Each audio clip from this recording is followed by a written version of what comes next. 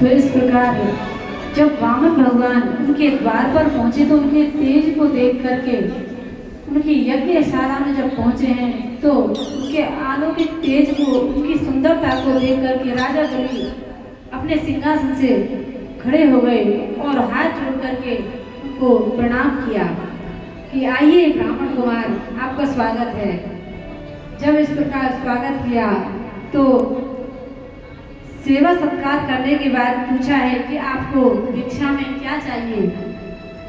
कहा कि मुझे तो भिक्षा में और तो कुछ नहीं चाहिए, बस मुझे 3 पग भूमि चाहिए। अब राजा बलि बोलता है कि अरे इतने बड़े राजा के पास में, इतने बड़े दानवीर के पास आप आए हैं और बस 3 पग भूमि। कहा कि ये 3 पग भूमि आपको देनी हो तो आप बोलो, मुझे तो 3 पग भूमि ही लेनी है। कहा कि जो आप चाहेंगे वो मैं दूंगा। तो जैसे ही 3 पग भूमि के लिए बोला है तो इतने में उनके गुरु आ जाते हैं, शुक्राचार्य जी। राजा बलि के गुरु जब आए हैं तो कहा कि अरे राजन, तुम इनको भिक्षा मत दो। क्यों? क्योंकि ये कोई साधारण ब्राह्मण नहीं है। अरे ये तो सर्वेश्वर ईश्वर है, भगवान विष्णु है जो तुम्हें छीनने के लिए आया है, तुम्हारा सब कुछ लूट लेगा। जब इस प्रकार कहा तो राजा बलि तो प्रसन्न हो गए। कहा कि अरे जो भगवान संसार को देता है वो आज मेरे द्वार पर मांगने के लिए आया है, तो इससे बड़ी बात और क्या हो सकती है। तो मैं तो इन्हें भिक्षा अवश्य दूंगा। कहा कि जब भिक्षा देने की बात कही तो इधर शुक्राचार्य जी बार बार उनसे कहते हैं कि आप उन्हें भिक्षा मत दो।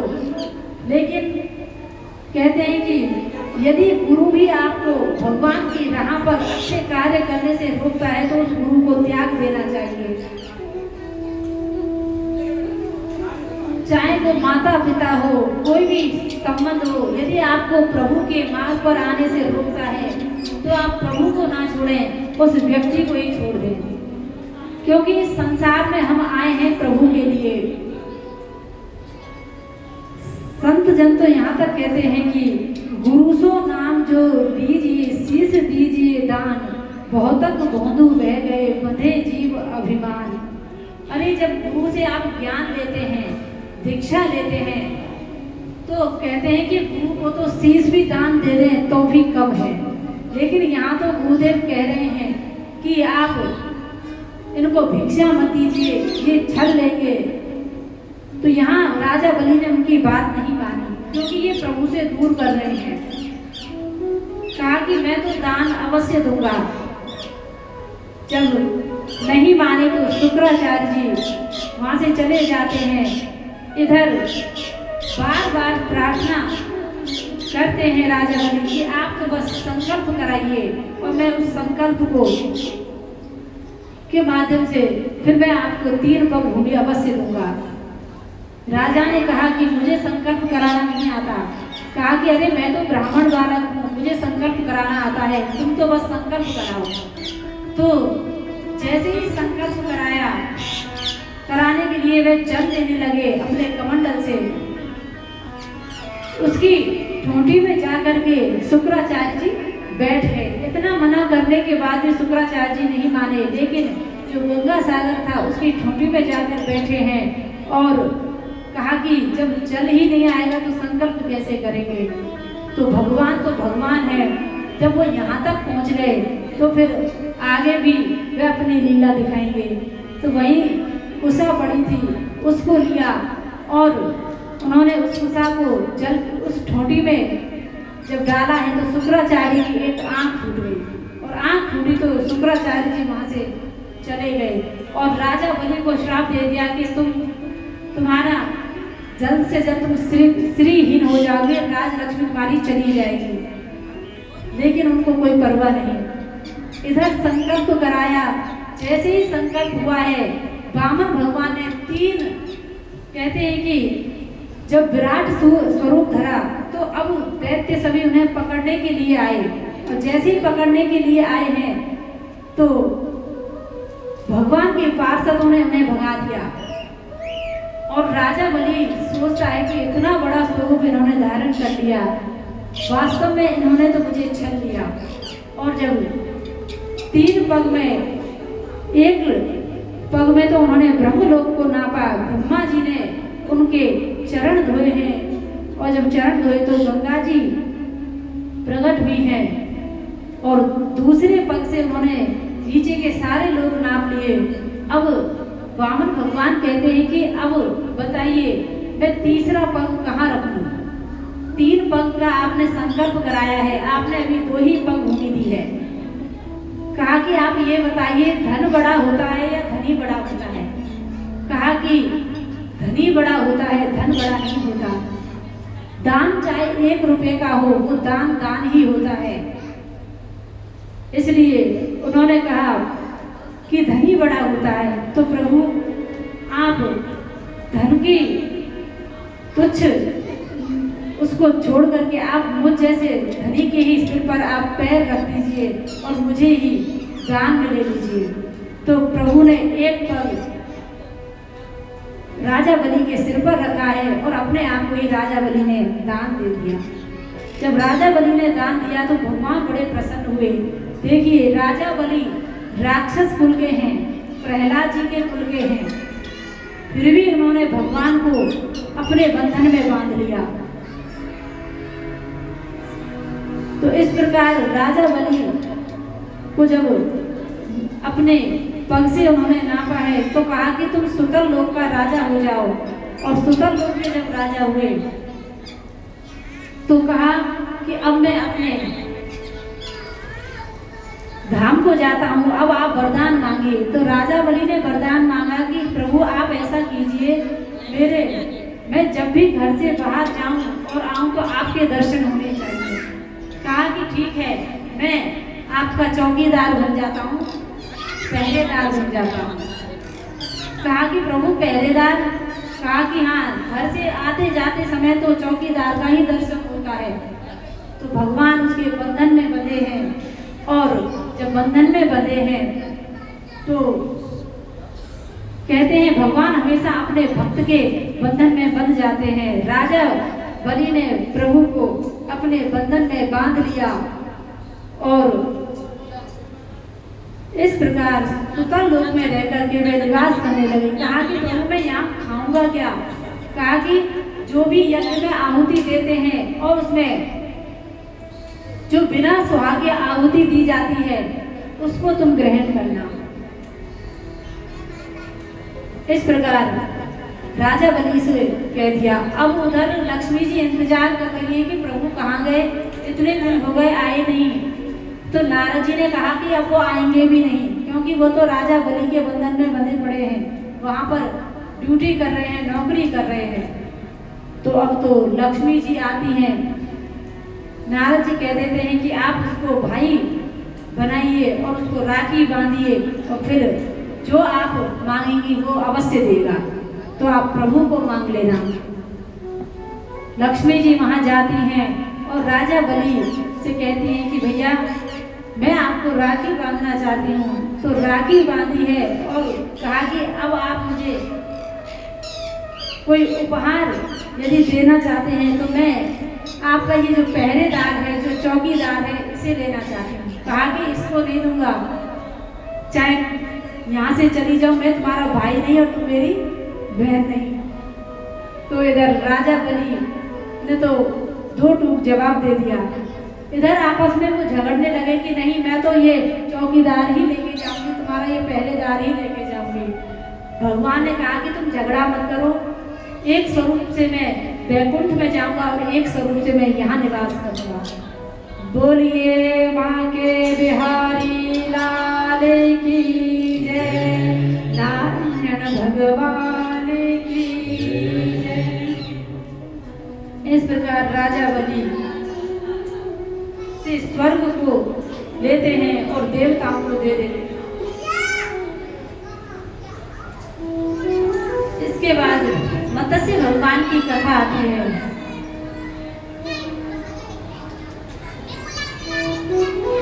मत्स्य भगवान की कथा आती है। श्री सुखदेव जी राजा परीक्षित जी को श्रवण कराते हैं कि आप हमें बताइए कि भगवान ने मत्स्य अवतार कैसे धारण किया और क्यों किया। श्री सुखदेव जी कहते हैं कि पिछले कल्प में के अंत में जब ब्रह्मा जी सो गए तब नैमित्तिक प्रलय हुआ। ब्रह्मा जी के सो जाने पर हयग्रीव नाम का एक दैत्य ने वेदों को चुरा लिया। ब्रह्मा जी के जो वेद थे उनको चुरा लिया और इधर हयग्रीव ने जब वेद चुराए हैं तो भगवान ने वेदों की रक्षा के लिए ये मत्स्य अवतार धारण किया। उसी समय द्रविड़ देश में एक सत्यव्रत नाम के राजा हुए। वे जल में खड़े होकर के तपस्या कर रहे थे और जब जल में खड़े होकर के तपस्या कर रहे थे तो जैसे ही उन्होंने कुंजरी में जल लिया तो एक मछली उनके हाथ में आ गई। छोटी सी मछली उनके हाथ में आ जाती है तो वे सोचते हैं कि ये, क्योंकि वह मछली बोलती है कि आप मेरी रक्षा कीजिए, तो वह अपने कमंडल में डाल देते हैं और अपने आश्रम पर ले जाते हैं। लेकिन जैसे ही आश्रम पहुंचते हैं कमंडल उसके लिए छोटा हो गया। फिर उन्होंने एक बड़े बर्तन में उसको डाल दिया, लेकिन थोड़ी देर में वह भी छोटा हो गया। और जब वह छोटा हुआ तो कहा कि ये कोई साधारण मछली तो है नहीं, ये कोई दिव्य मछली है। तो जब सभी बड़े बड़े पात्र छोटे होने लगे तो उन्होंने समुद्र में डाल दिया। अब समुद्र में भी वह और विशाल हो गई। कहा कि प्रभु आप दर्शन दीजिए, आप हो कौन, क्योंकि आप कोई मछली नहीं हो, आप कोई देव हो। तो भगवान ने अपना स्वरूप दिखाया है और उस स्वरूप में आधे शरीर से मछली है और ऊपर के स्वरूप से भगवान विष्णु का स्वरूप है। बोलिए मत्स्य भगवान की जय, मत्स्य भगवान की जय हो। इस प्रकार मत्स्य भगवान ने अपना स्वरूप दिखाया और राजा सत्यव्रत ने मत्स्य भगवान की 3 श्लोकों में स्तुति की है। भगवान ने कहा, राजन आज के 7वें दिन ये पृथ्वी समुद्र में डूब जाएगी। उसी समय एक विशाल नौका आपके समक्ष आएगी। आप सप्त ऋषियों के साथ उस नौका में बैठ जाना और वासुकी नाग आपके पास आएगा। उस नौका को उस वासुकी नाग से बांध देना। उस समय जब इस प्रकार मत्स्य भगवान ने कहा तो पृथ्वी के समस्त बीजों को आप एकत्रित कर लेना और 7वें दिन पृथ्वी जब डूबने लगेगी तो एक विशाल नौका जब आई तो उन्होंने वासुकी नाग से उसको बांधा है और प्रभु जब प्रकट हुए तो सप्त ऋषियों के बीच में जो मत्स्य भगवान ने वार्ता की है वही मत्स्य पुराण कहलाया। इस प्रकार प्रभु ने मत्स्य रूप धारण किया। तो भगवान भक्त के भाव से ही स्वरूप धारण करते हैं। जो जैसे भाव से पुकारता है वैसे ही भाव से भगवान प्रकट हो जाते हैं। सूर्य वंश के बारे में अब राजा परीक्षित जी श्रवण करते हैं कि प्रभु आप हमें सूर्य वंश का वर्णन सुनाइए। आपने इतनी अच्छी अच्छी कथाएं हमें श्रवण कराई, अब आप बताइए कि सूर्य वंश में कौन कौन से राजा हुए। तो श्री सुखदेव जी कहते हैं कि राजन सूर्य वंश में अनेकों महान राजा हुए जिन्होंने प्रभु तक को प्रकट कर लिया। तो कहते हैं कि ब्रह्मा जी के मन से मरीचि प्रकट हुए, मरीचि से विवस्वन सूर्य उत्पन्न हुए और ऐसे ही अनेकों देव जब प्रकट हुए तो श्राद्ध देव व्यवस्थित मनु प्रकट हुए और उनकी श्रद्धा देवी नाम की पत्नी हुई। उनके गर्भ से 10 पुत्रों ने जन्म लिया। उससे पहले सूर्य वंश की किसी भी कहते हैं कि जो सूर्य वंश में जो भी कन्या की शादी हुई है वो किसी राजा से नहीं, वो राजा भी ऐसे महान थे कि संतों से कम नहीं थे। तो ऐसी राजाओं से विवाह करके भी वे कन्याएं धन्य हो जाती। और इधर महाभारत व्यवस्थित मनु ने पहले संतानहीन थे, तो एक दिन मनु ने वशिष्ठ जी से प्रार्थना की और कहा कि हे प्रभु, आप हमें कोई संतान प्रदान करने वाला यज्ञ बताएं, क्योंकि मेरे कोई संतान नहीं है। तो कहते हैं कि देवी तो पुत्री चाहती थी और श्राप देव मनु पुत्र चाहते थे। अब इधर जब यज्ञ हुआ, ब्राह्मणों ने मंत्र बोले तो पुत्री प्रकट हो गई।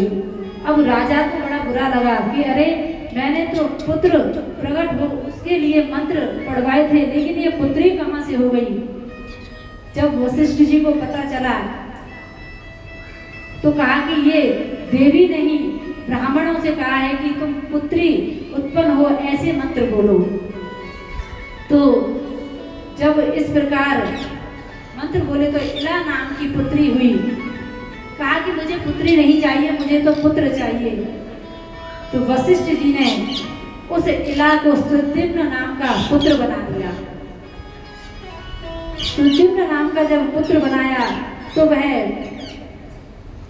राज्य में रहने लगा, लेकिन कहते हैं कि वह उनका स्वभाव नहीं बदल सके। पुरुष तो बना दिया स्त्री से, लेकिन उनका स्वभाव स्त्रियों जैसा ही रहा। इधर वशिष्ठ जी इस प्रकार जब करते हैं तो एक दिन सुद्युम्न शिकार के लिए जाता है और शिकार खेलने के लिए जाता है। तो उधर एक पर्वत की गुफा में चला जाता है और वहां जाते ही स्त्री पुरुष हो जाते हैं। तो जैसे ही, क्योंकि वहां माँ पार्वती निवास करती हैं और कहते हैं कि जो भी यहाँ पुरुष आएगा वह स्त्री हो जाएगा, घोड़ा आएगा तो वो भी घोड़ी हो जाएगी। तो जैसे ही सुद्युम्न गया तो वहाँ वापस स्त्री बन गया। जब स्त्री बना तो वहाँ पर स्त्री स्वरूप में उसने एक देवी को देखा और बंदर को विवाह कर लिया। जब कई दिनों तक नहीं आया तो वशिष्ठ जी से पूछा है कि मेरा पुत्र कहाँ है, और अभी तक वापस नहीं आया, कि अब वो आएगा भी नहीं है। अरे वो तो एक पुत्र का पिता बन चुका है। कहा कि नहीं, मुझे तो मेरा पुत्र चाहिए। अब जब वापस गए हैं और भोलेनाथ से प्रार्थना की है तो कहा कि ये 1 महीना तो पुत्र रहेगा और 1 महीना पुत्री, अर्थात ना तो वह स्त्री रहने दिया ना पुरुष रहने दिया। अब तो इस प्रकार सुद्युम्न ऐसे ही उस राज्य में राज्य करने लगा, लेकिन प्रजा उससे प्रसन्न नहीं रहती थी। तो वह अपने ही पुत्र को वहां छोड़ करके वे सब जंगल में चले जाते हैं। और फिर महाराज मनु के 10 पुत्रों का जन्म हुआ। सबसे बड़े का नाम था इक्ष्वाकु। इन्हीं के कारण इस वंश का नाम इक्ष्वाकु वंश पड़ गया। महाराज मनु के दूसरे पुत्र सरियाती हैं। इनकी सुकन्या नाम की एक कन्या है। एक दिन महाराज सरियाती अपनी कन्या को लेकर के भ्रमण कर रहे थे, और जब भ्रमण कर रहे थे चमन ऋषि तपस्या में लीन थे। पूरे शरीर पर दीमक लग चुकी थी, लेकिन नेत्र चमक रहे थे। अब उनकी पुत्री ने चपलतावश उनके नेत्र फोड़ दिए। जब रक्त बहने लगा, उनको पीड़ा होने लगी, तो कहा कि ये इन ऋषि के नेत्र किसने फोड़े हैं। तो उनकी कन्या ने कहा कि पिताजी, ये अपराध मैंने किया है।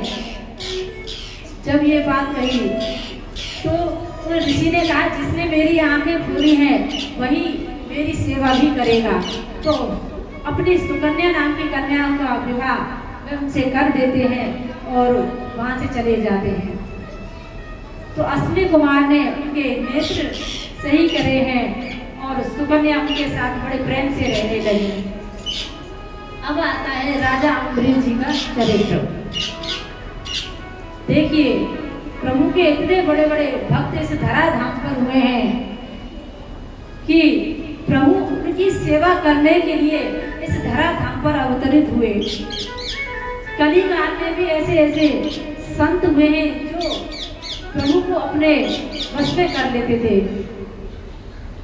कबीरदास जी ऐसे संत हुए, नामदेव जी तो नित्य प्रति अपने प्रभु को भोग लगाते थे, उनसे बात करते थे।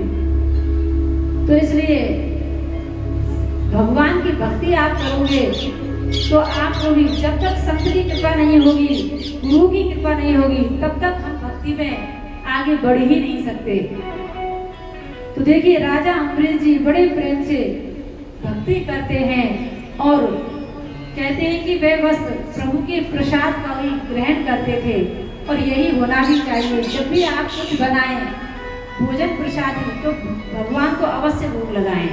लेकिन क्या करें, हम तो लहसुन प्याज के बिना सब्जी ही नहीं खाते।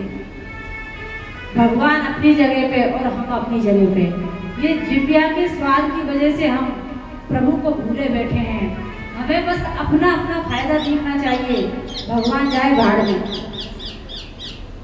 एक दिन भी यदि लहसुन प्याज घर में ना आए तो बवाल हो जाता है। अरे तुम भगवान को ध्याते हो, भगवान की सेवा करते हो, तो कम से कम उसके लिए ये चीजें तो छोड़ दो। लहसुन प्याज भजन में बाधक होता है, इसलिए संत जन कहते हैं। लेकिन हमको भजन ही नहीं करना तो फिर लहसुन प्याज छोड़ने से मतलब ही क्या है। जो भजन करता है, जो सत्संग करता है, उसे इन चीजों का सेवन नहीं करना चाहिए, क्योंकि जो भगवान भोग लगा सके हमें वही ग्रहण करना चाहिए। और आजकल तो पिज्जा का भोग लगा देते हैं, कोई बर्गर का भोग लगा देते हैं, कोई तो ऐसा है कि चाय बनाकर गरम गरम उनके पास रख देते हैं। अरे गरम गरम चाय भगवान पिएंगे क्या? भगवान को गैया का दूध पिलाओ मत, वो तो, क्योंकि आप तो ये चाहते हैं कि जो हम पाएंगे वही हम भगवान को खिलाएंगे, नहीं तो हम कैसे खाएंगे। ऐसा नहीं होना चाहिए, जो भगवान पा सके हमें वही उन्हें पवाना चाहिए। तो राजा अम्बरीश जी यही करते थे। चक्रवर्ती सम्राट थे, इतने बड़े राजा थे, फिर भी प्रभु की सेवा अपने हाथों से करते थे। और हम थोड़े से बड़े पद पर चले जाते हैं, अच्छा हमारा घर मकान दुकान हो जाता है तो हम नौकर चाकर रख लेते हैं। भगवान का काम करने में तो हम ऐसा समझते हैं कि जैसे ये कोई नीचों का काम है, बड़े लोगों का काम नहीं है। लेकिन कहते हैं बड़ा आदमी वही है जो प्रभु की सेवा करता है, चाहे वो कितना भी गरीब है। इसलिए कहते हैं कि राजा अम्बरीश जी भी प्रभु से को जो निवेदन करते थे वही पाते थे। तो रामचरितमानस में वाल्मीकि जी कहते हैं, तुम ही निवेदित भोजन करई प्रभु प्रसाद पट भूषण धरई। राम सिया राम जय जय राम। राम सिया राम जय जय राम। तिनके हृदय रहउ रघुनायक,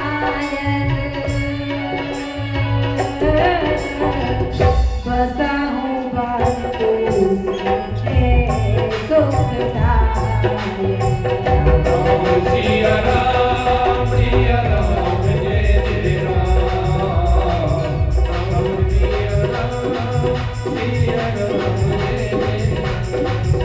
ओ राम सिया राम जय जय राम। सिया राम जय जय राम। ओ राम सिया राम जय जय राम। राम सिया राम जय जय राम। राम सिया राम जय जय राम।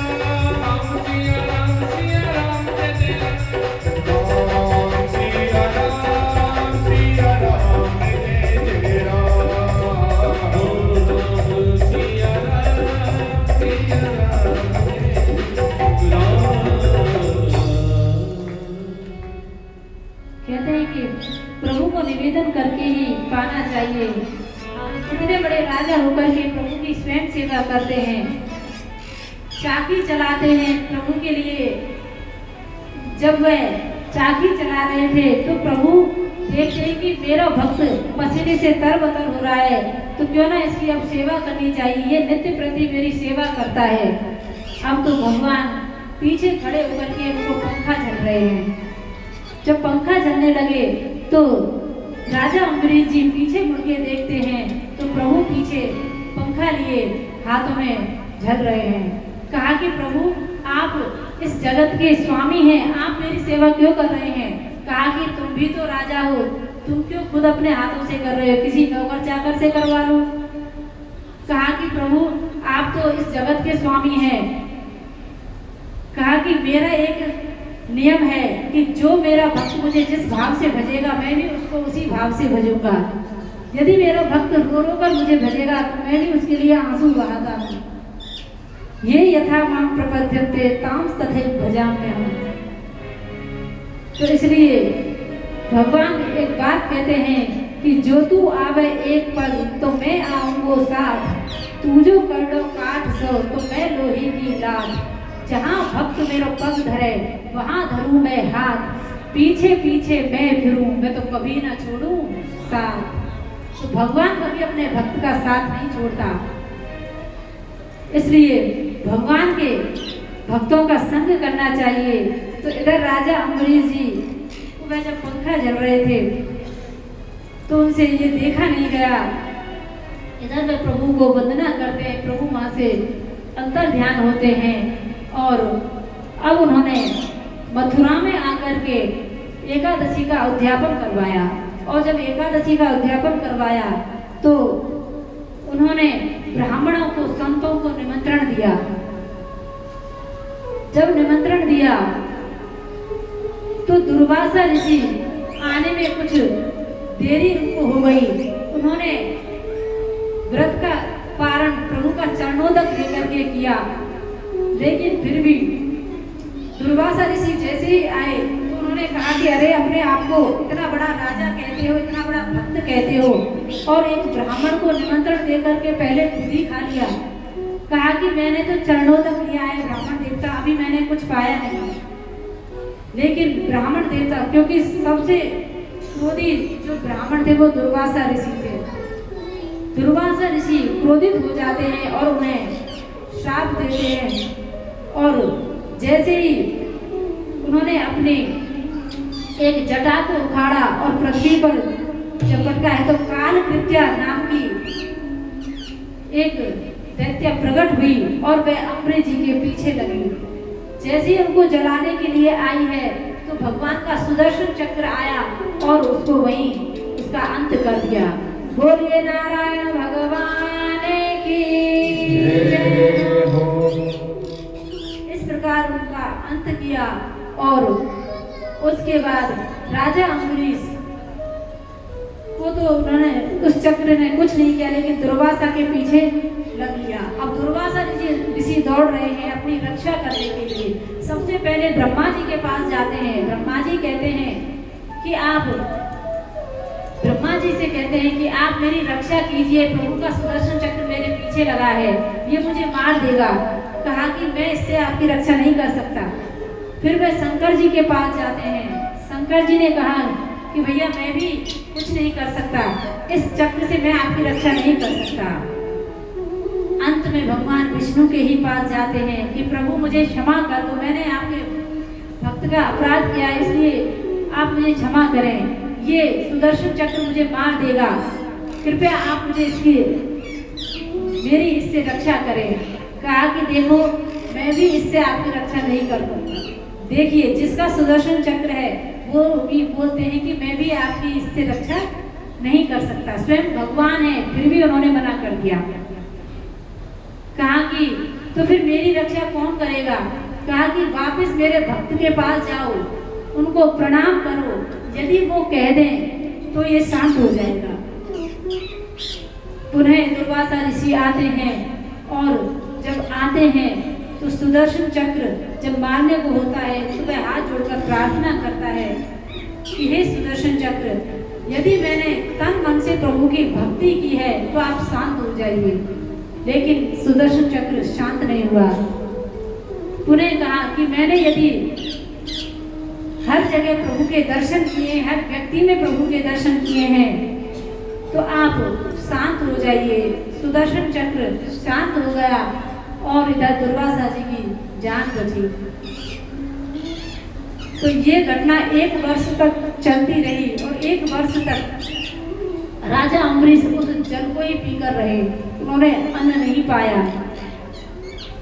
तो ऐसा होता है भक्त, क्योंकि जो भाव से भजेगा वही प्रभु को प्राप्त करेगा। हमारे अंदर भाव तो होता नहीं, लेकिन हम कहते हैं अरे भगवान के लिए तो भाव की जरूरत है, लेकिन वो होना भी तो चाहिए। जब कोई चीज या पैसा खर्च करने की बात आती है कि भगवान के लिए ये कर दो, भगवान के लिए वो कर दो, अरे भगवान तो भाव के होंगे, लेकिन वो भाव है कहाँ? कहने भर से भाव की पूर्ति नहीं होती। वो भाव भी तभी आता है, यदि भाव होगा तो आप उसकी सेवा भी करेंगे, चाहे कैसे भी करें। इसलिए जो भाव से भजते हैं उनके ही पास प्रभु आते हैं और भक्त अपने भगवान को भाव से भजता है। तो आइए हम भी प्रभु से प्रार्थना करें, हे प्रभु आप हमें, हमारे अंदर भी ऐसा भाव दें कि हम आपकी सेवा कर सकें, आपको ध्यान सकें। तो सभी तालियों की सेवा के साथ में प्रभु को वंदन करेंगे और उनसे बस यही वरदान मांगेंगे कि प्रभु आप हमें यही वरदान दो कि हम भी भाव से आपकी पूजा कर सकें।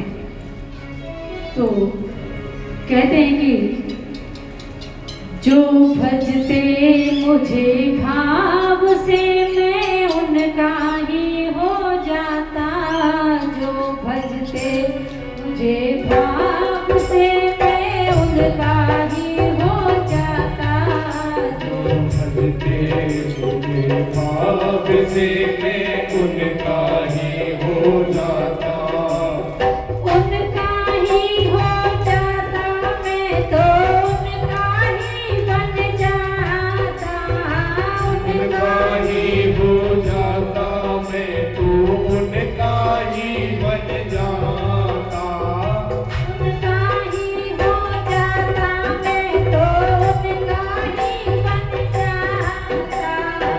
उनका ही हो जाता, मैं तो उनका ही बन जाता, जो भजते मुझे भाव से मैं उनका ही हो जाता, जो भजते मुझे भाव से मैं उनका ही हो जाता, जो भजता मुझे भाव से।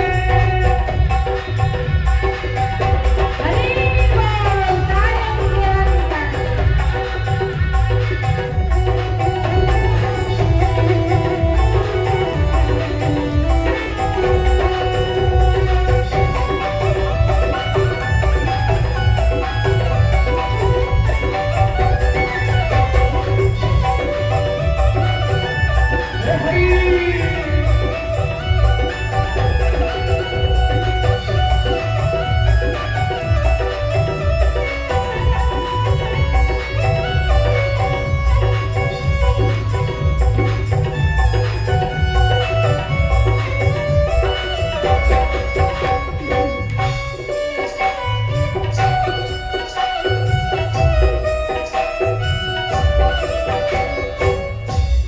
भाव बिना वो खूब पुकारे, कभी नहीं मैं आता। भाव बिना वो खूब पुकारे, कभी नहीं मैं आता, भाव बिना वो खूब पुकारे, कभी नहीं मैं आता।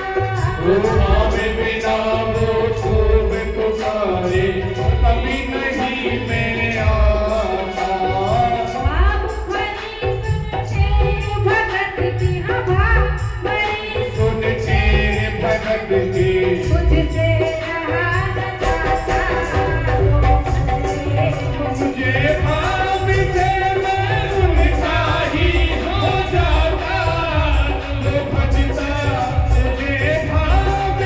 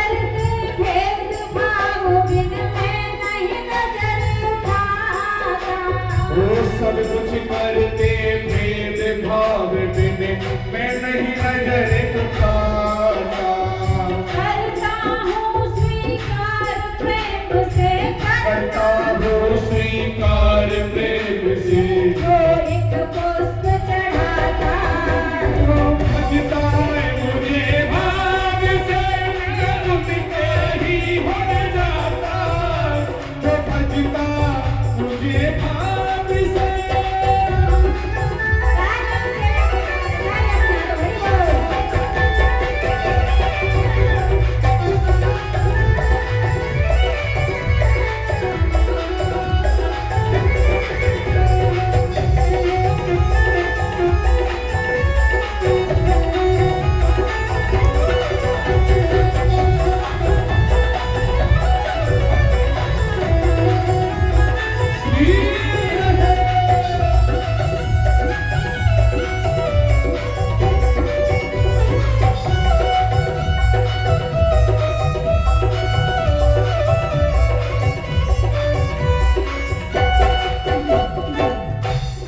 जो मेरी शरणागत आवे आवागमन मिटाता जो मेरी शरणागत आवे आवागमन मिटाता जो मेरी शरणागत आवे आवागमन मिटाता जो मेरी शरणागत आवे आवागमन मिटाता भागीरथ आश्रय ले हरि का भगीरथ अक्षय ले हरि का जो इते उत भटकाता जो भजता मुझे भाग से मैं उनके ही हो जाता जो भजता मुझे भाग से कहीं हो जाता जो भजता मुझे भाव में उनका ही हो जाता जो वृंदावन बिहारी लाल की जय जय श्री राधे।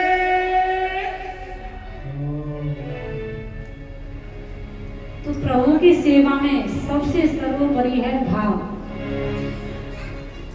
जहाँ भाव होता है प्रभु दौड़ करके जाते हैं। भगवान फिर ये नहीं देखते कि मेरा भक्त के पास कुछ है या नहीं है, बस भाव होना चाहिए। दुर्योधन के पास सब कुछ था लेकिन भाव नहीं था। विदुर जी के पास भाव था और कुछ नहीं था, फिर भी प्रभु गए विदुर जी के यहाँ। तो ऐसे ही भावहीन होकर के सेवा नहीं करनी चाहिए। तो एक सज्जन थे जो श्री सालिग्राम जी की पूजा करते थे और जगह जगह उनको लिए फिरते थे। कहीं भी बैठ जाते थे, उनके नाम की भिक्षा ले लेते थे और उनकी बस नाम को सेवा कर देते थे कि भाई हमारे ठाकुर जी को कुछ दे दो।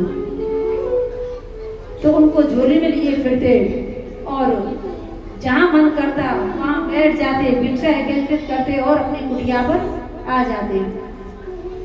अब तो जब वे भिक्षा मांग करके लाए हैं तो उस आटे से उन्होंने जब टिक्कर बनाए, रोटी बनाई, बना करके उन्होंने वे रख दिया और जैसे ही वह रोटियां उन्होंने बना करके रखी तो वे कुछ कहते हैं कि तुलसी दल लेने के लिए इधर उधर चले गए। इतने में ही एक कुत्ता आया और उनकी रोटियों को ले जाकर भगने लगा।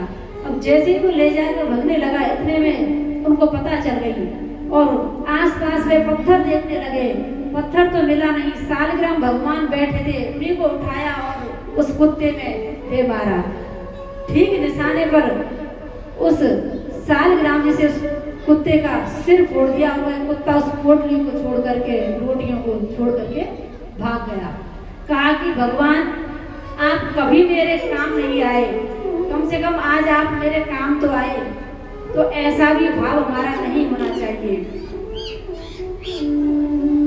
तो वह भक्त कहता है कि आज तक मैंने आपकी ऐसी सेवा करी कि प्रात करा स्नान पटाकर प्रेम समेत तुम्हें पधराई, टिक्कर साग पूरी और खीर, टिक्कर साग पूरी और खीर प्रेम समेत तुम्हें पकवाई।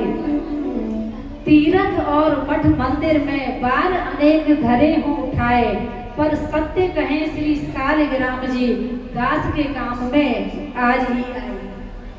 तो ऐसी भी सेवा नहीं होनी चाहिए कि तुम यही नहीं समझ सको कि भगवान का हमें कैसे किस भाव से सेवा करनी है। ऐसा भाव हो तो आप सेवा ही ना करें। ऐसे ही एक सत्य घटना है, जब गुरुदेव जी गीसा संत मंडल आश्रम में रहते थे तो वहाँ भी एक ऐसे ही संत रहता था, पर वो भजनानंदी थे, ऐसे नहीं थे। वो तो भाव में जब खिचड़ी बनाते थे कहते थे, गुरुदेव लोग देखते तो थे पर कुछ बोलते नहीं थे, क्योंकि अवस्था छोटी थी, नए संत होकर के आए थे। वो वृंदावन की लीला क्या जाने, कौन सा संत किस भाव में रहता है, इसलिए बस गुरुदेव कुछ बोलते नहीं, देखते थे। वो क्या करते थे कि अग्नि पर खिचड़ी चढ़ाकर यमुना जी में स्नान करने के लिए जब जाते थे तो अपने सालिग्राम जी को खिचड़ी में ही डालकर चले जाते थे। कहा कि प्रभु जब तक मैं आऊं तब तक आप खा पीकर मस्त पाना। तो वह यमुना जी से स्नान करके जब आते तो खिचड़ी के ऊपर बैठे हुए पाते। तो बताइए, अगर साधारण पत्थर होता तो वो नीचे ही होता, लेकिन भगवान भोजन करके खिचड़ी खा करके ऊपर बैठे पाते। हम इस चीज को देखते देखते कई दिन बीत गए तो मंदिर के जो मठाधीश थे उनसे कहा कि महात्मन, ये जो महात्मा है ये रोज यमुना जी में स्नान करने जब जाता है तो खिचड़ी में अपने भगवान अपने ठाकुर जी सालिग्राम जी को डालकर जाते हैं, और जब ठाकुर जी को डालकर जाते हैं तो क्या उनको पीड़ा नहीं होती होगी? गरम गरम खिचड़ी में वो उन्हें डाल जाते हैं, वो खिचड़ी जब पकती है तो वह वहीं उस खिचड़ी में ही रहते हैं। ये बात जब उन संत को पता चली तो कहा कि अरे महात्मन, आप ऐसा कार्य करते हो कि ठाकुर जी को खिचड़ी में ही डाल जाते हो, अरे उनको पीड़ा होती होगी। क्योंकि उस संत को तो भान ही नहीं, वो तो भाव में सेवा कर रहे थे कि मेरा भगवान बस भोजन पानी करके मुझसे पहले फ्री हो जाए। जैसे ही पता चला तो वो तो मूर्छित होकर के पृथ्वी पर गिर पड़े, और कम से कम 2-4 दिन तक वो तो होश में ही नहीं आए।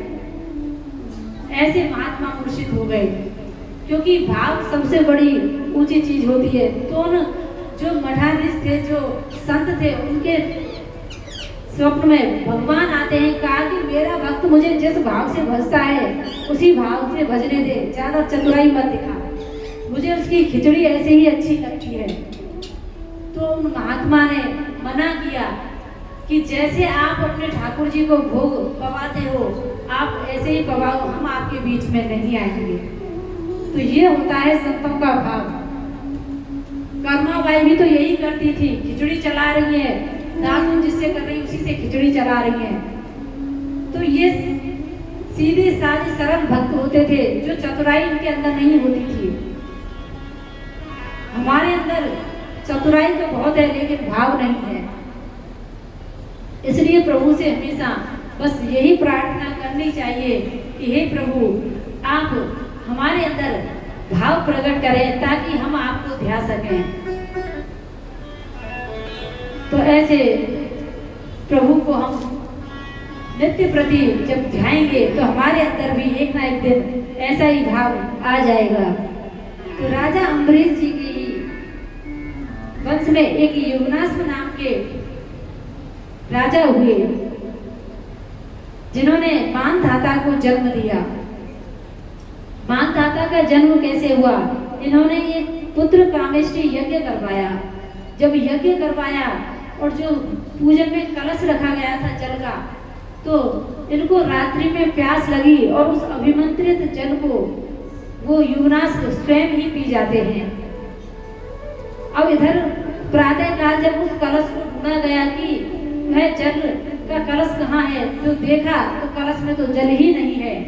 अब तो वह कहते हैं कि कलश का जल गया तो गया कहाँ, तो युवनाश बोला कि अरे उस जल को तो मैंने रात्रि में पान कर लिया, क्योंकि वो जो कलश का जल था वो रानी को पीना था ताकि वो गर्भवती हो जाए।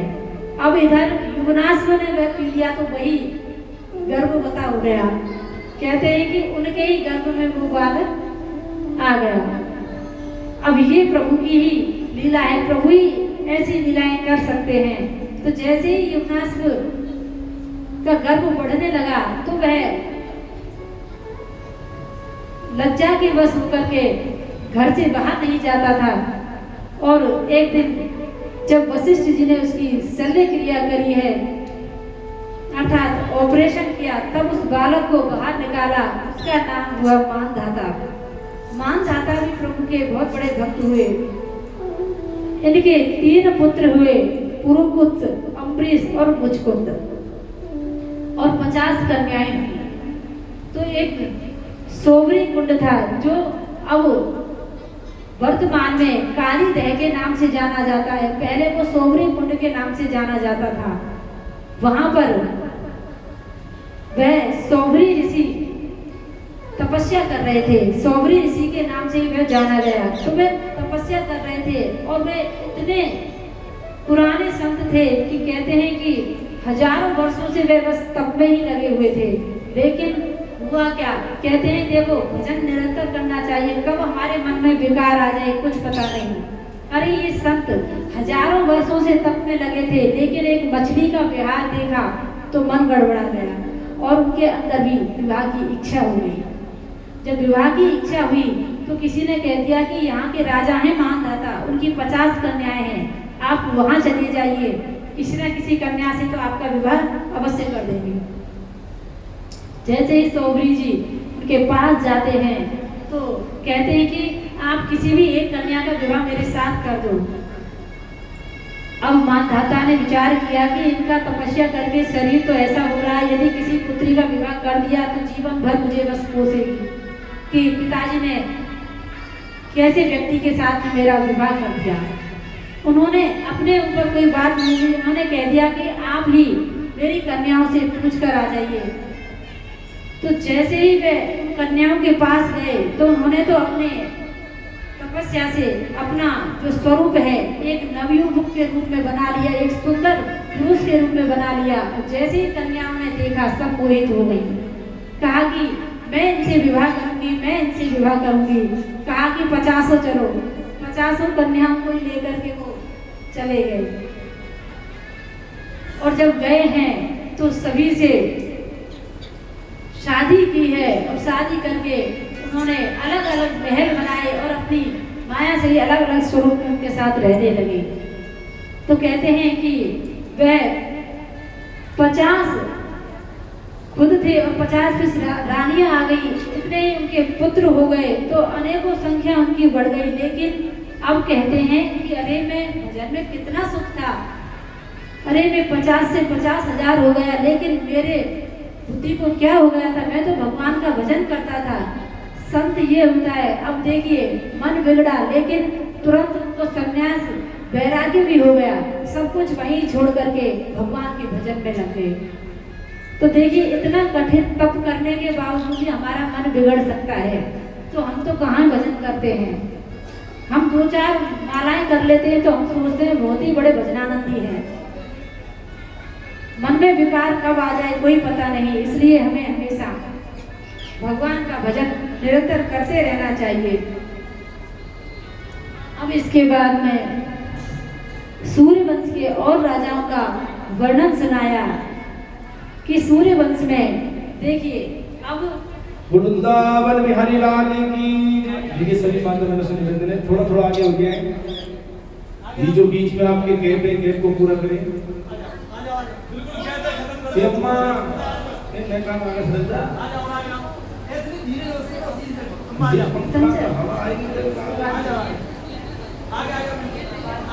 लेकिन जगह पे मत सको, आगे सरकने की पूरा। श्री सुखदेव जी राजा परीक्षित जी को सूर्यवंश के राजाओं के बारे में वर्णन कराते हैं कि ऐसे ऐसे राजा इस सूर्यवंश में हुए हैं। कहते हैं कि असमंजस के पुत्र अंशुमान अंशुमान के पुत्र दिलीप, दिलीप के पुत्र भगीरथ, भगीरथ के ही वंश में राजा खटवांग हुए। राजा खटवांग ऐसे राजा थे जिन्होंने 2.5 घड़ी में प्रभु को प्राप्त कर लिया। अब बातें ना करें माताएं। बोल वृंदावन बिहारी लाल की।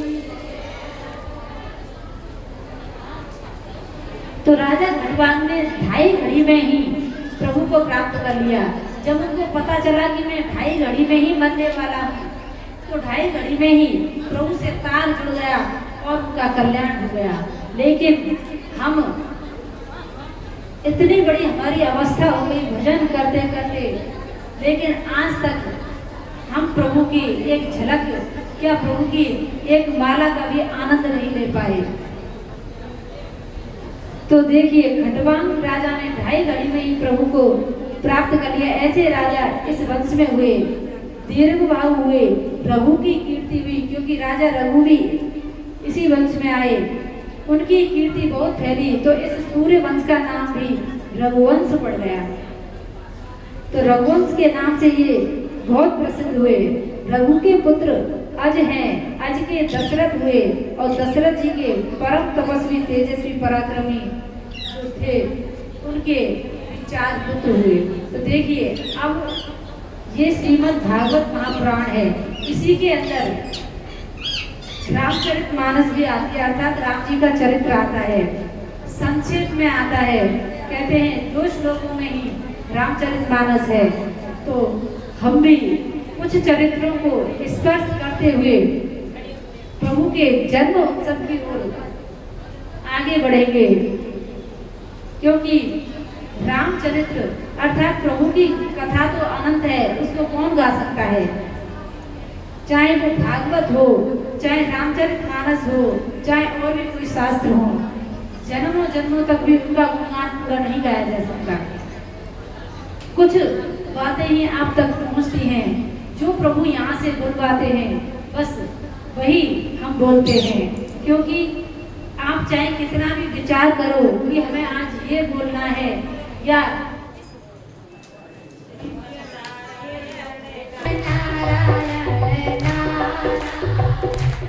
श्रीमन्नारायण नारायण नारायण श्रीमन्नारायण नारायण नारायण। वृंदावन बिहारी लाल की जय।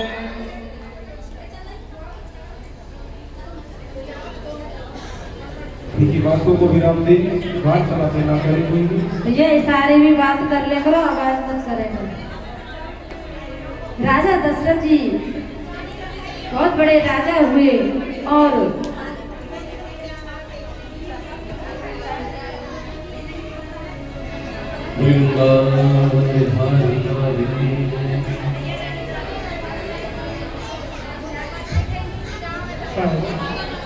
राजा दशरथ जी बहुत ही तेजस्वी और पराक्रमी राजा हुए, लेकिन उनकी 3 रानियां होने के बावजूद भी कोई संतान नहीं थी।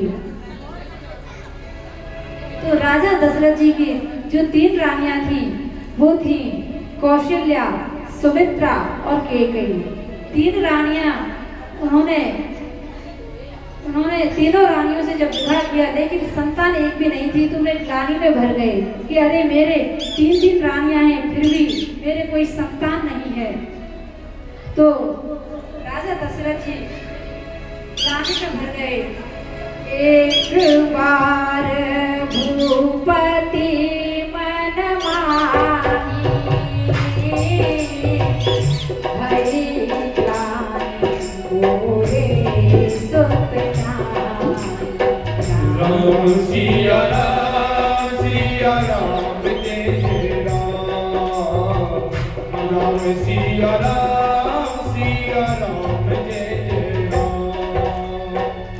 राजा दशरथ जी ने अपने गुरुदेव से कहा कि गुरुदेव मेरे 3 रानियां हैं, लेकिन एक की भी संतान नहीं है, आप कुछ करिए। गुरुदेव ने कहा कि आप ऐसा करिए, राजन पुत्र कामेष्टि यज्ञ कराइए, तब आपको जरूर संतान की प्राप्ति होगी। तो पुत्र कामेष्टि यज्ञ हुआ है और श्रृंगी ऋषि ने वह यज्ञ किया और उस यज्ञ के पूर्ण होने पर जब अग्निदेव चरु लेकर के प्रकट हुए हैं तो वह प्रसाद तीनों रानियों को बराबर मात्रा में बांट दिया। लेकिन कहते हैं कि तीनों रानियों को बराबर बांटा था, लेकिन सुमित्रा का जो चरु था उसको चील उठा करके भाग गई अर्थात उड़ गई। फिर दोनों रानियों ने अपने अपने चरु में से उनको पुनः दिया है। समय आने पर तीनों रानियां गर्भवती हुई और जब तीनों रानियां गर्भवती हुई हैं तो राजा बड़े प्रसन्न हुए। जो चील लेकर के उड़ी थी चरु को वह अंजना के हाथों में डाल दिया। वह अंजना माँ ने ग्रहण किया है, उससे हनुमान जी का जन्म होता है। बोलिए हनुमान जी महाराज की। इस प्रकार तीनों रानियां समय आने पर गर्भवती हुई और जब गर्भवती हुई है तो तीनों को चैत्र शुक्ल नवमी, दसवीं और एकादशी में चारों पुत्रों का प्राकट्य होता है। बोलिए रामचंद्र भगवान की जय हो, चारों भैयाओं की जय। जय जय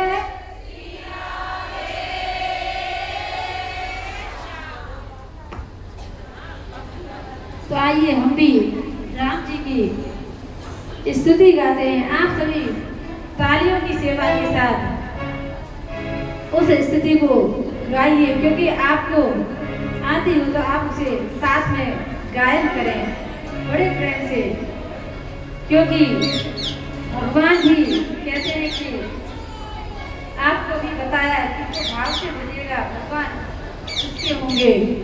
तो भगवान प्रकट हुए हैं, आप भी बड़े प्रेम से तालियों की सेवा के साथ उस स्तुति का आनंद लें। भय प्रकट कृपाला दीन दयाला कौशल्या हितकारी हर सिद्ध महतारी मुनि मनहारी अद्भुत रूप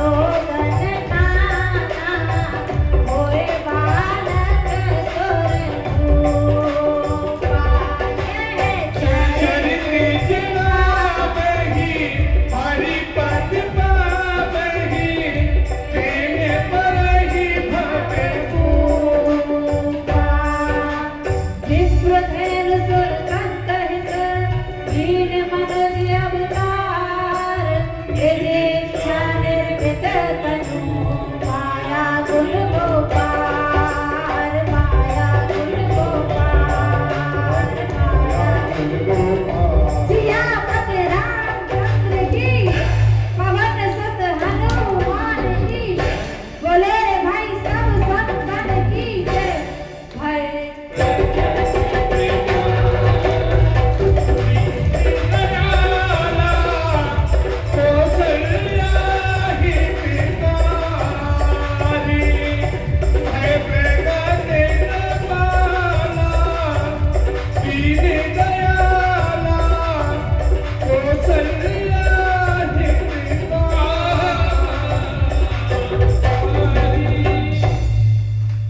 बोले रामचंद्र भगवान की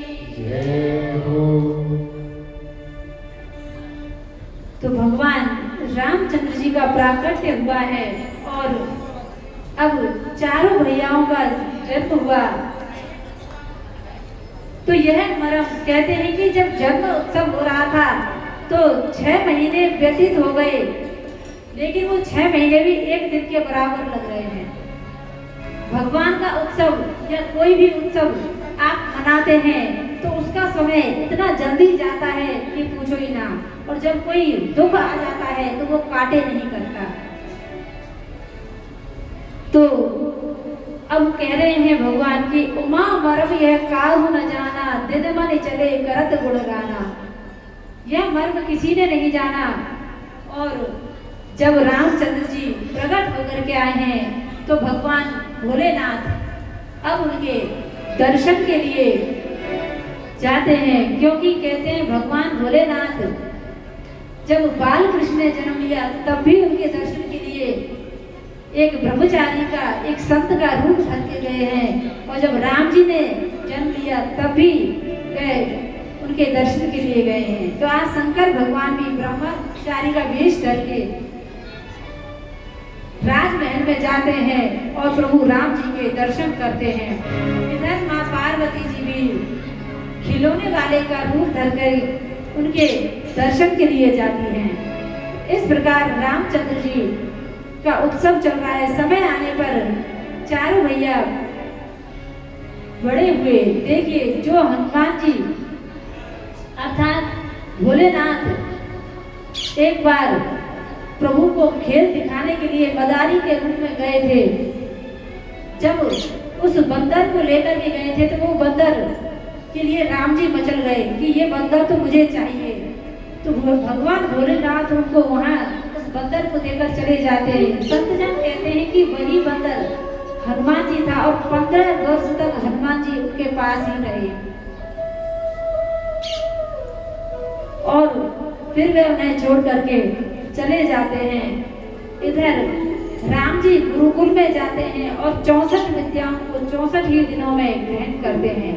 अब विश्वामित्र जी उन को लेने के लिए दशरथ जी के पास आते हैं, क्योंकि जब बच्चा पढ़ने लिखने वाला हो जाता है और वह जब पढ़ाई करने लगता है तो पढ़ाई के लिए उसे बाहर भी जाना होता है।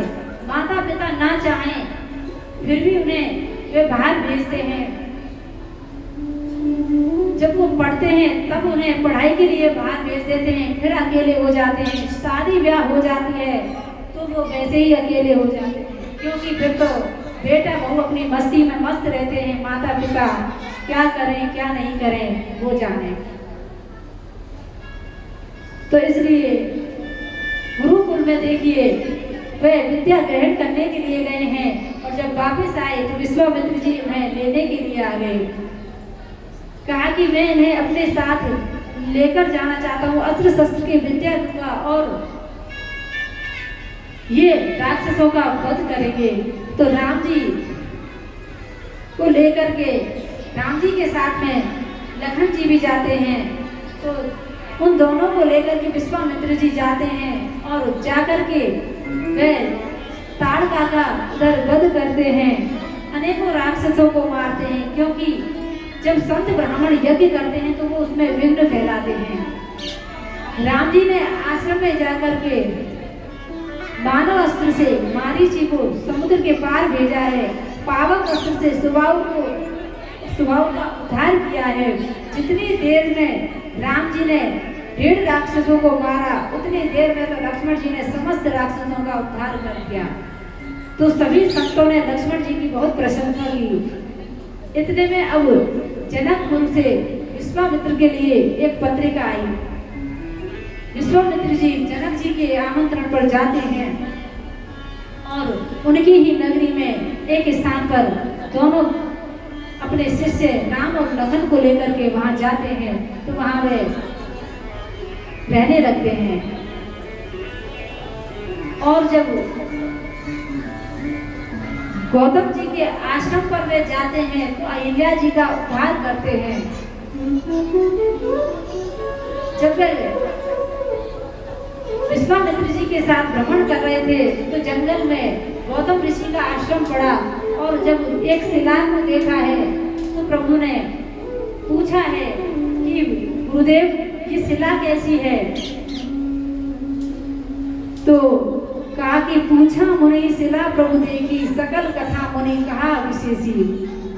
अर्थात ये शिला कौन है, तो ये यहाँ क्यों पड़ी है? कहा कि ये गौतम ऋषि की पत्नी है अहिल्या, जो खुद के ही पति के श्राप से आज यहाँ पत्थर बनी हुई है। कहा कि प्रभु आप यदि दाहिने पैर के अंगूठे को से स्पर्श करा देंगे तो ये पुनः अपने स्वरूप में आ जाएंगी। ये आपका ही इंतजार कर रही थी कि कब प्रभु आए और कब अपने चरण का स्पर्श कराएं। तब विश्वामित्र जी के कहने पर उन्होंने चरण स्पर्श कराया और इतने में अहिल्या जी अपने स्वरूप में आई हैं। उन्होंने राम जी की स्तुति की और इधर जब वे जनकपुरी में पहुंचे हैं तो जनकपुरी में वे जब रह रहे हैं तो इतने में सिया माँ गौरी की आराधना करने के लिए जाती हैं, क्योंकि राजा जनक ने धनुष यज्ञ रचाया अर्थात स्वयंवर की जब बात कही तो सभी राजा वहां आते हैं। और इधर जब सिया माँ पार्वती की माँ गौरी की आराधना करने के लिए जाती हैं तो वे वरदान देती हैं उन्हें, मन जाहु राजे हो मिलई सो वरु सहज सुंदर सांवरो, करुणा निधान सुजान शील सनेहु जानत रावरो।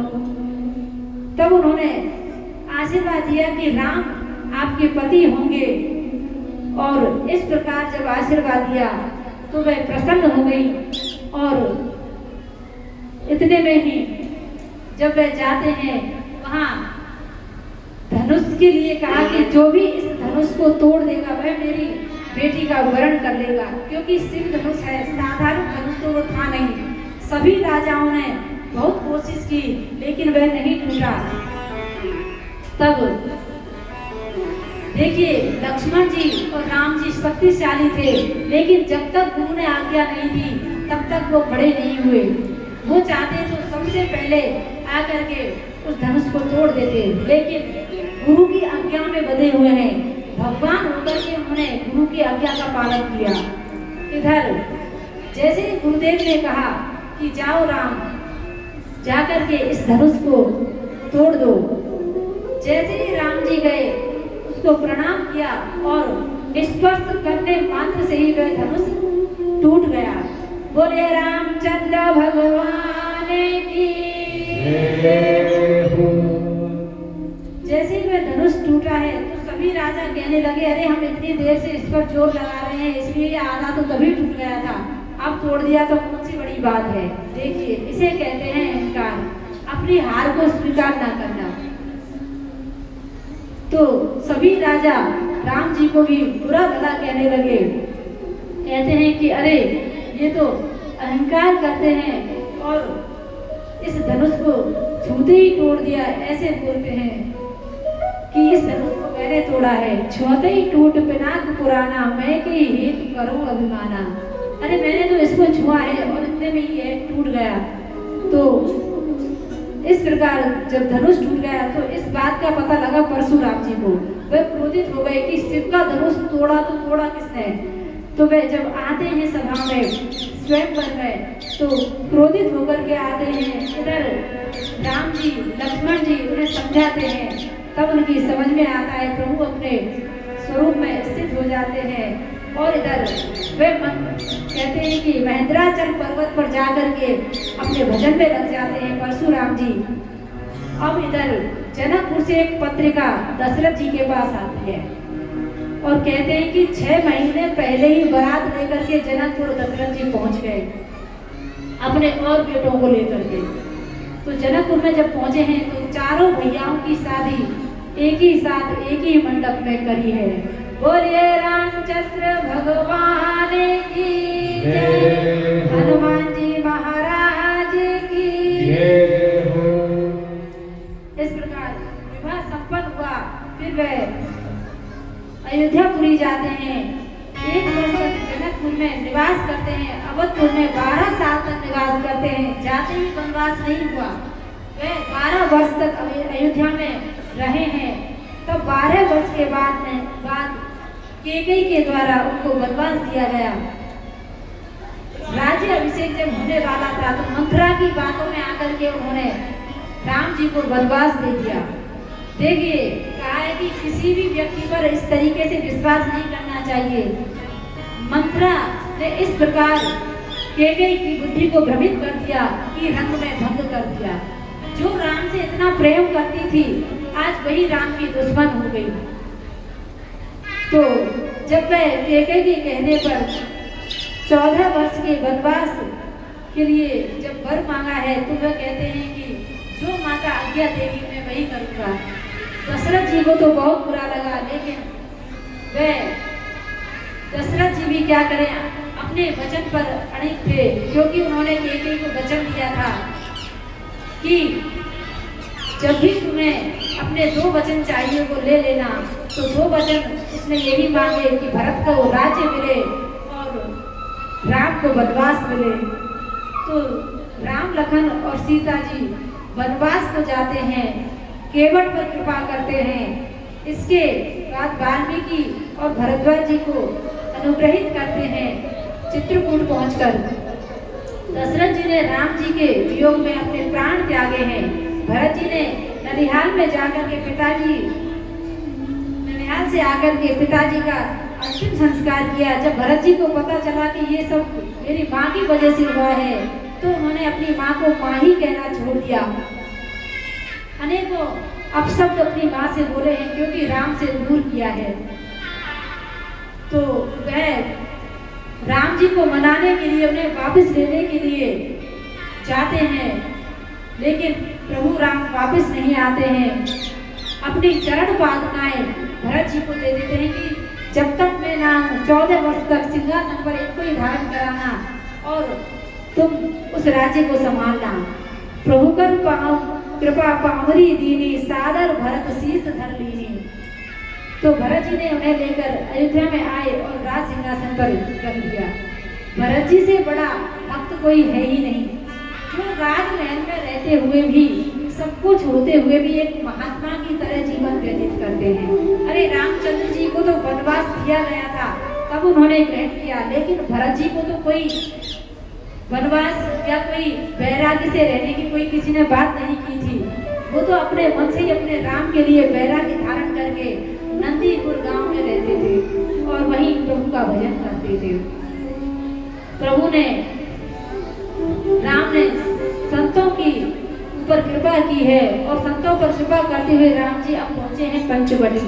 उसी समय वहां पर रावण की बहन आती है। राम जी के स्वरूप को देखकर वह कहती है कि तुम मुझसे विवाह कर लो। जब शूर्पणखा वहां आती है तो लखन को ये बात अच्छी नहीं लगती, क्योंकि कहते हैं कि मैं तो शादीशुदा हूँ, आप लखन के पास जाइए।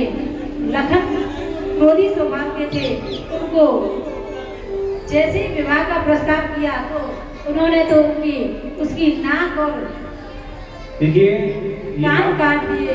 आगे वाली बातों से निपटने थोड़ा 50-50 ग्राम मोड़ से रख जाओ तो पीछे पूर्ति हो जाएगी आपकी।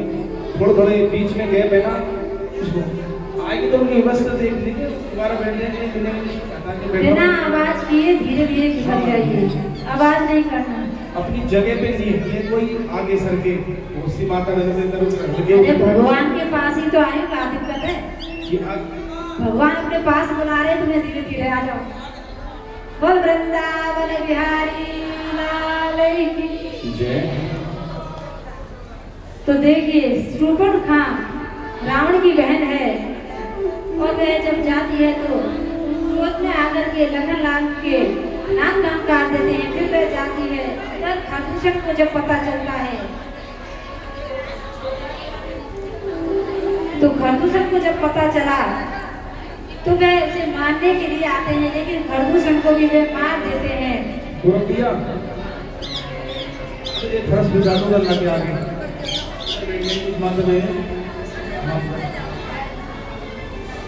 और वृंदावन बिहारी लाल की